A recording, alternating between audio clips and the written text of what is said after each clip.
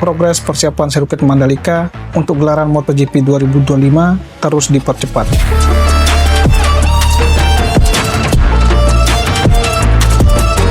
Area curb dicat ulang untuk mempertegas batas lintasan sekaligus memperindah tampilan sirkuit. Selain itu, LCD papan start kini sudah terpasang dan siap digunakan saat balapan berlangsung.